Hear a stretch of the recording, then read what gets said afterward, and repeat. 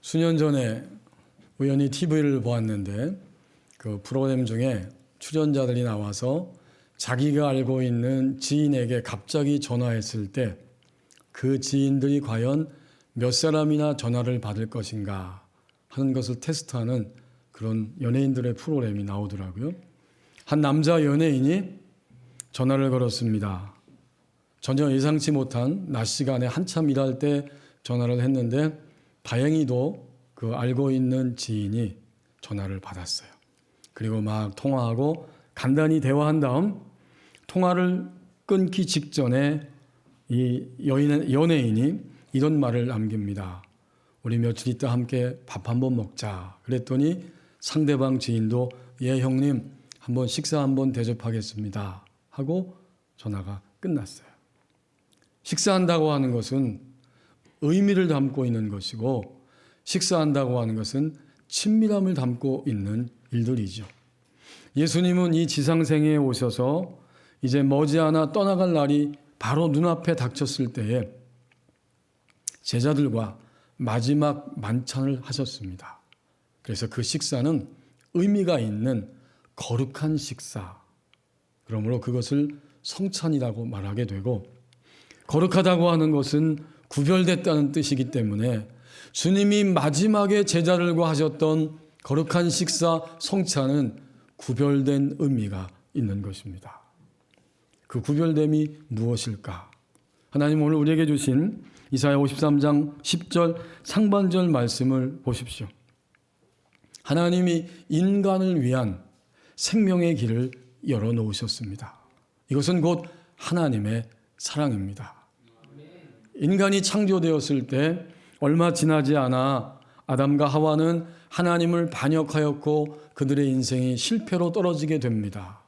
그 이후에 모든 인류는 계속해서 실패하는 모습들로 살아가고 있고 지금도 많이 실패하며 아마도 주님이 오시는 그날까지 인간의 역사는 실패를 안고 살아가는 그런 역사가 될 것입니다. 그러므로 인간의 실패를 인간의 힘으로 해결할 수는 없어요. 그래서 오늘 10절 상반절에서 이렇게 말합니다. 여호와께서 그에게 상함을 받게 하시기를 원하사 질고를 당하게 하셨은즉.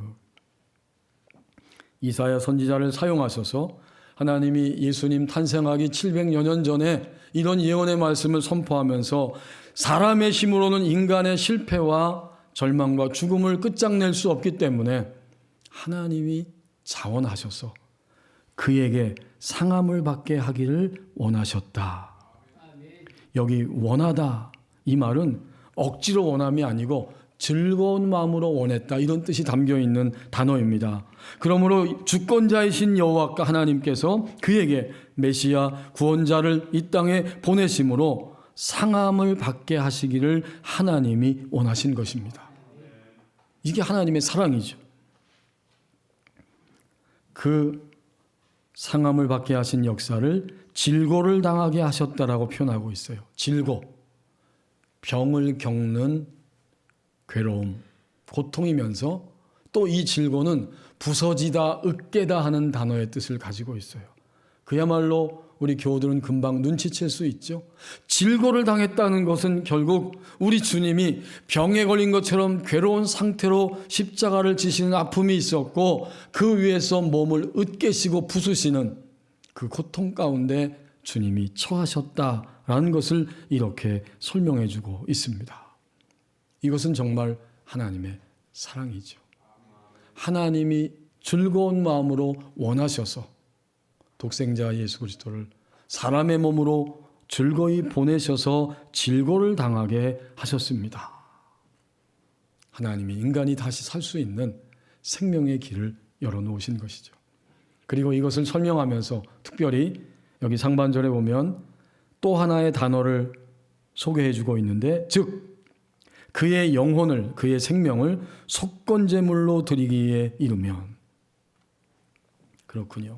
주님의 십자가 지심은 오늘 이사야를 통해서 말씀하시면서 구약 성경의 의미로 볼 때에 속건제물이 되셨습니다.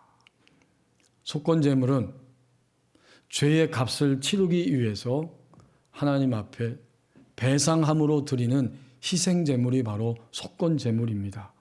구약성경 레위기의 5대 제사가 나오는데 그 가운데 레위기 5장 14절에서 6장 7절까지의 말씀에 속건 제사가 뭔지를 쭉 설명해 주고 있습니다.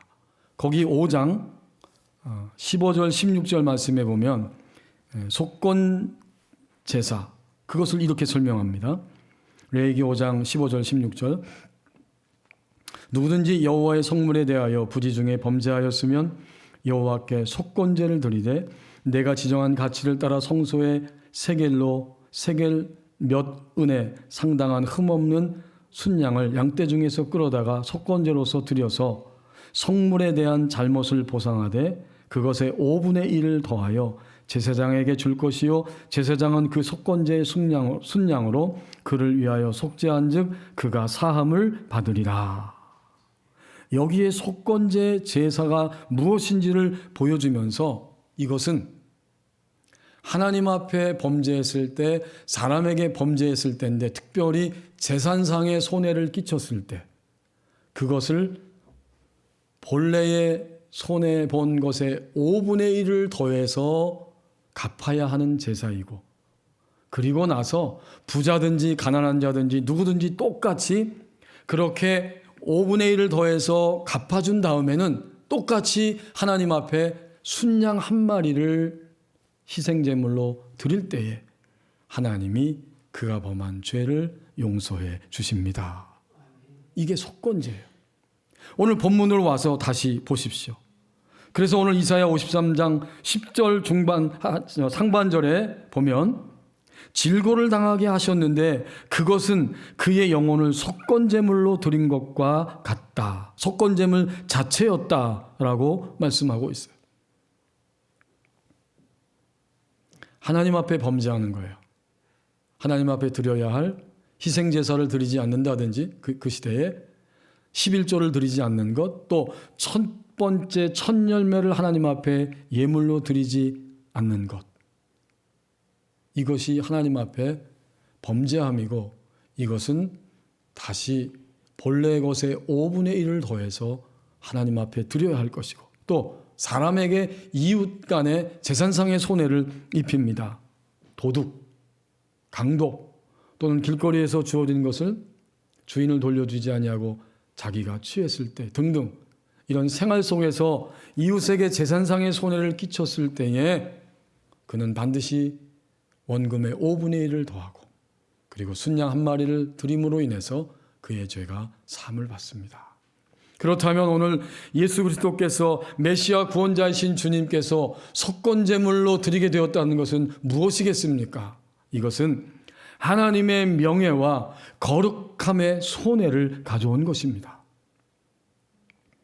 아름답게 창조하신 인간이 하나님이 창조하신 아름다운 세상에서 하나님을 반역하고 사탄에게 뱀으로 나타난 악한 영의 꾀임에 속아서 하나님의 영광과 명예를 손상시킴으로 이 땅 위에 죽음이 찾아오게 되었어요.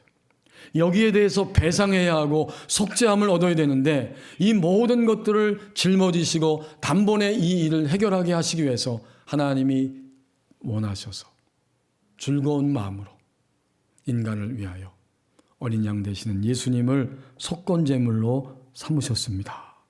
그러므로 인해서 오늘 우리에게는 생명의 길이 열려질 수 있게 되었습니다. 이것이 바로 오늘 성찬 앞에 서 있는 우리에게 먼저 들려주시는 주님의 음성입니다. 얘들아, 너희가 오늘 이 지구촌에 살면서 21세기 너무나 복잡하고 또 인간보다 더 앞서는 로봇 인간이 등장하는 시대에 얼마나 두렵고 피곤하고 경쟁 속에 살아가고 있느냐. 하지만 기억해라. 내가 너희를 위하여 생명의 길을 열어 놓았다. 이렇게 생명의 길을 열어 놓았을 때 우리는 어떤 존재가 되어야만 하는 것인가? 메시아 구원자 예수님을 통해서 10절 하반절에서 알려주고 계십니다. 주님이 이제 속건제물이 되셨어요. 그렇게 속건제물로 드리게 된 이후에 주님은 어떤 삶의 역사를 이루셨다고 말씀하고 있는가? 그가 10절 하반절 예수님이죠. 메시아 구원자 예수님이 속건제물로 드리기에 이르게 되었을 때 그가 씨를 보게 되며 그의 날은 길 것이요 또 그의 손으로 여호와께서 기뻐하시는 뜻을 성취하리로다. 씨를 보는 거예요. 이 씨는 밑에 보면 후손이라고 번역됐죠. 다시 말하면 이제는 하나님을 믿는 백성들이 끊임없이 하나님의 생명으로 되살아난 인류가 끊임없이 이 땅 위에 존재하게 됩니다. 구원받은 하나님의 백성이 되는 거죠. 그리고 메시아 구원자로 오신 그의 날은 길 것이다. 다시 말하면 영원토록 하나님의 아들로서 살아가게 될 것이다. 바로 그런 뜻이에요. 마침내 그가 한 것은 무엇인가? 10절 끝부분에서 또 그의 손으로 여호와께서 기뻐하시는 뜻을 성취하리로다. 이것은 예언의 말씀이기 때문에 예언적으로 이렇게 표현했고, 오늘 우리가 이 말씀을 받을 때는 드디어 마침내 메시아 구원자 예수 그리스도의 손으로 여호와께서 기뻐하시는 뜻을 성취하셨습니다. 이것을 문자적으로 번역하면 여호와께서 기뻐하시는 뜻, 여호와의 뜻, 여호와의 열망, 여호와의 간절한 염원을 그의 손 안에서 성취하게 될 것이다. 그의 손 안에서 번영하게 될 것이다. 이런 뜻입니다. 예수님이 이 땅에 오셔서 사신 공생의 삶은 그야말로 하나님의 뜻, 하나님의 염원이 그분의 손 안에서 번영하게 되는 역사였어요. 예수님은 복음서에 보면 사람의 칭찬이나 비난을 염두하고 움직이지 아니하시고 그것은 개의치 아니하시고 오직 하나님의 목적, 하나님의 성취를 위해 한 걸음 한 걸음 자신의 인생을 걸어가셨고, 그리고 마지막에 십자가에서 죽으셨을 때 완전한 하나님의 뜻을 성취하셨습니다. 바로 그 말씀을 여기 10절 끝부분에서 그의 손으로 여호와께서 기뻐하시는 뜻을 성취하리로다 이렇게 표현하고 있어요. 그렇다면 오늘 예수 그리스도를 믿는 우리들은 우리의 인생을 살면서 무엇을 위하여, 누구를 위하여 살아갈 것인가? 여기에 대한 분명한 이해를 성찬 앞에 서서 새롭게 깨닫게 됩니다. 아니, 지금까지 내가 무엇을 위하여, 누구를 위하여 이렇게 정신없이 열심히 달려간 것이고 하나님은 왜 우리를 여전히 살려두고 계시는 것인가? 이 물음 앞에서 우리는 이 주님의 그 일생을 통해서 하신 일들을 다시 한번 확인하게 됩니다. 우리 주님은 누구를 위하여, 무엇을 위하여, 그리고 왜 주님을 이 땅에 보내시고 살려두셨는가? 오직 여호와께서 기뻐하시는 뜻을 성취하리로다. 하나님이 기뻐하시는, 우리 각자의 삶과 직업과 인생 모든 것을 통해서 하나님이 원하시고 기뻐하시는 목적을 향해 우리의 인생이 달려가야 합니다. 이 사실을 분명하게 보여주고 있습니다. 제가 언젠가 이미 말씀을 드린 적이 있는데 21살 때 가능제일교회 의정부 고향교회 청년부에 출석하고 있었어요. 어느 날 청년 집회를 마치고 토요일 날 해가 뉘엿뉘엿 가는 그런 저녁이 다 되는 시간, 기찻길이 있고 건널목에 있는 언덕을 쫙 올라가면서 함께 옆에 있는 저희 교회 선배 형에게 물어보았어요. 요즘은 사춘기가 굉장히 빠르죠? 요즘은 뭐 중고생도 아니고 초등생에게 이미 사춘기가 와요. 근데 21살 때 저는 그런 고민이 그 전에 있었지만 그 형에게 질문한 거예요. 하나님을 믿고 하나님의 자녀인 것은 확신하는데 형, 하나님이 아니고 형, 인간이 도대체 왜 사는 거지? 그랬더니 옆에 파란 티, 녹색 티를 입고 파란 청바지를 입고 사이클 자전거를 쭉 끌면서 제 옆에 같이 가던 그 선배 형이 툭 던지면서 하는 말입니다. 왜 살긴? 하나님이 살려주시니까 사는 거지. 지금 생각해도 명답입니다. 하나님이 살려주니까 우린 지금 살고 있는 거예요. 그리고 나서 저는 인생을 살면서 또 소명을 받고 소명의 길을 가면서 스스로 질문하고 답하고 하나님께 답을 얻었습니다. 그러면 왜 살려주시는 것이지? 여러분, 저와 여러분을 오늘까지 왜 살려두고 계십니까?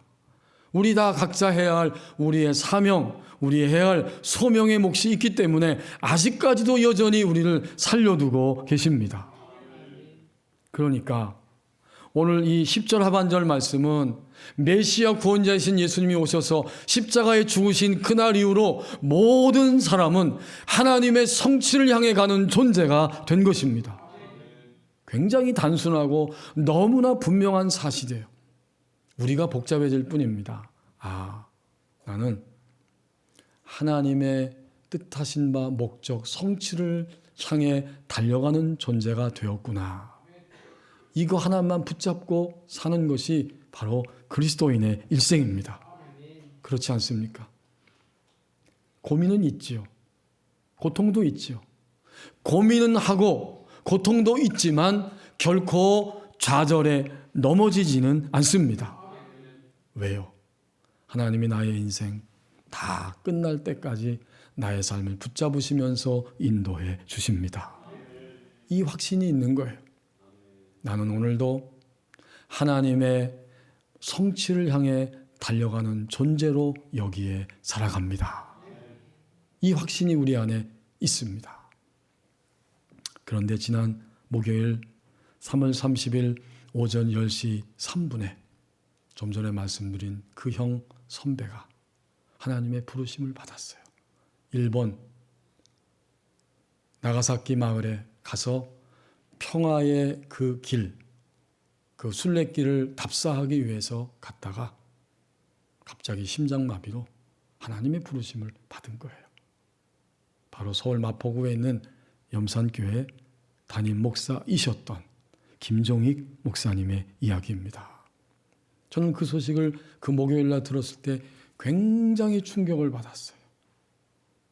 저보다 한 3살 정도 위인데 한참 사역을 감당하며 일할 그 시즌에 또 신실하게 잘 사역을 감당하고 있는 그 목회 사역인데 도대체 왜 이런 일이 일어난 것인가? 가슴이 쓰리고 충격이 왔습니다. 그러나 가만히 생각해 보니까 어제 그제 말씀을 준비하면서 그날 그 시간까지 하나님의 성취를 향해 달려가고 있었다. 그 생각을 하게 되었습니다. 우리의 남아있는 시간이 얼마나 될지 모르지만 오늘 이 성찬 앞에 서 있으면서 우리는 다시 한번 확인합니다. 예수 그리스도 메시아 구원자가 오신 이후에 모든 인간은 결국 하나님의 성취를 향해 가는 존재가 된 것입니다. 이렇게 하나님의 성취를 향해 달려갈 때 그 사람에게는 어떤 일이 일어나게 될 것인가, 그것을 마지막 11절에서 우리에게 잘 보여줍니다. 11절 말씀에 메시아 구원자 예수님이 땅에 오셔서 이제 십자가에 죽으셨을 때에 그 모든 것들을 예수님이 스스로 보게 된다는 거죠. 11절 말씀, 그가 자기 영혼에 수고한 것을 보고 만족하게 여길 것이라. 자기 영혼의 수고는 십자가를 지심입니다. 그리고 나의 의로운 종이 자기 지식으로 많은 사람을 의롭게 하며 또 그들의 죄악을 친히 담당하리로다. 예언적인 말씀이면서 이것은 이미 성취된 말씀이죠. 인간으로 오신 예수님이 십자가를 지셨을 때 그리고 부활하고 승천하시고 난 이후에 자기 영혼에 수고한 것을 볼 때 만족함이 있을 것이다. 만족하게 여길 것이다. 왜요?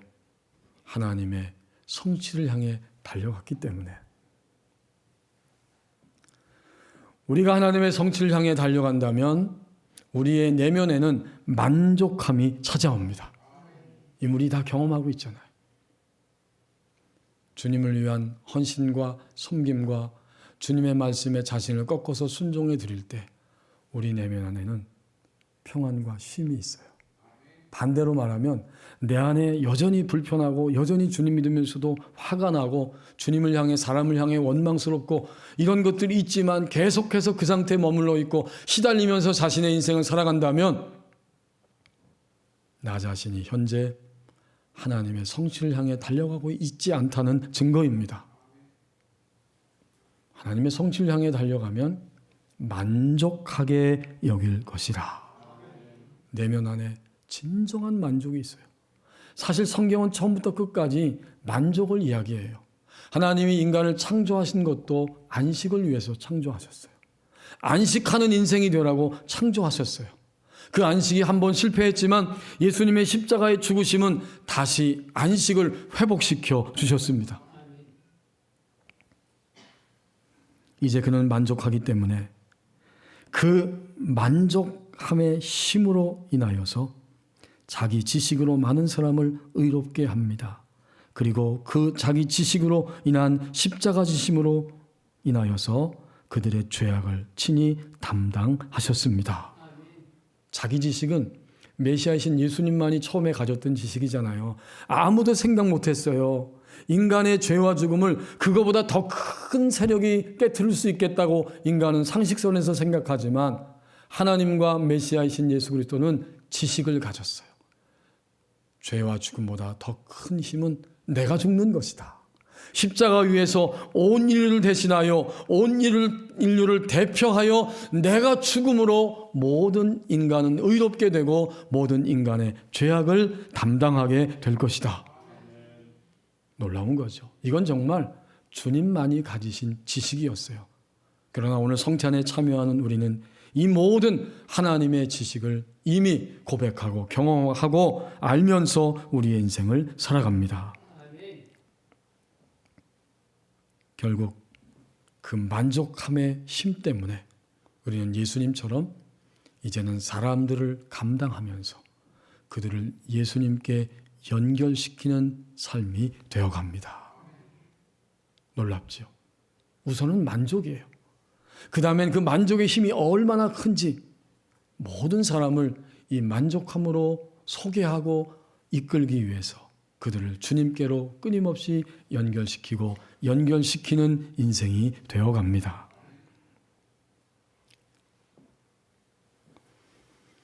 종종 청계천 빈민목회를 하던 김진욱 목사님의 그 이야기가 생각이 나는데 그분이 처음에 청계천 가서 목회할 때는 집집마다 문을 두드리면서 너무 가난하고 빈민들이니까 뭐 도와드릴 게 없을까요? 똑똑 두들기고 제가 뭐 필요한 것 있으면 도와드리겠습니다. 이러면서 다녔어요. 그리고 목회했어요. 그랬더니 얼마 지나지 않아 사람들이 막 몰려와가지고 돈을 달라는 거예요. 돈이 어디 있어요? 그 가난한 교역자가. 돈이 없다고 하니까 멱살을 잡고 도와준다며 필요한 거 난리가 났어요. 그 고통 가운데 깨달았어요. 이 사람들에게 돈이 필요하지만 먼저 필요한 것은 예수님의 생명이구나. 그래서 예수님을 제대로 소개하고 예수님에 대해서 끊임없이 소개할 때 어느 날 병들어서 아파 누워있는 성도의 집에 신방을 갔더니 이렇게 다 예배하고 또 말씀을 다 끝마치고 났더니 그 성도가 김진호 목사님에게 그렇게 이야기하더랍니다. 이제 예수님이 내 안에 계신 것이 믿어지니까 어느 순간부터 속이 든든합니다. 여러분, 오늘 주님의 성찬 앞에 서 있으면서 우리 스스로 자문자답 해보십시다. 지금 나의 환경이 어떠하든지 상황이 어떠하든지 예수님이 내 안에 계시고 예수님이 나 위하여 십자가에 죽으신 것을 믿기 때문에 지금 든든하십니까? 아멘입니다. 주님 때문에 우리는 든든합니다. 이 든든하다고 하는 이 고백 한마디가 그 성도의 신앙과 삶 전체를 보여주는 고백이었습니다. 이렇게 내면에 찾아오는 만족함으로 인하여서 사람들을 점점 주님께 연결시키는 삶으로 예수님처럼 우리의 인생을 살아가게 될 것입니다. 예수님의 십자가의 죽으심은 하나님이 죄를 용납하실 수 없는 분이기 때문에 하나님의 공의를 만족시켰고, 또 사랑할 수밖에 없고 사랑 자체이신 예수님 하나님이 바로 인간을 사랑하신다는 사실을 보여주심으로 사랑의 성취를 이루셨습니다. 우리 인생 다 가도록 우리는 매번 성찬 앞에 서는 인간이 될 것입니다. 그때마다 하나님의 공의와 사랑을 깨닫는 우리는 모두가 다 성찬 앞에 서 있는 인간입니다. 기도하겠습니다. 우리 함께 조용히 기도하십시다. 하나님이 생명의 길을 열어놓으셨습니다. 그날 이후에 모든 사람은 하나님의 성취를 향해 달려가는 존재가 된 것입니다. 내면 안에 만족함으로 사람들을 주님께 연결시키는 나의 삶이 되기를 원합니다. 함께 기도합니다.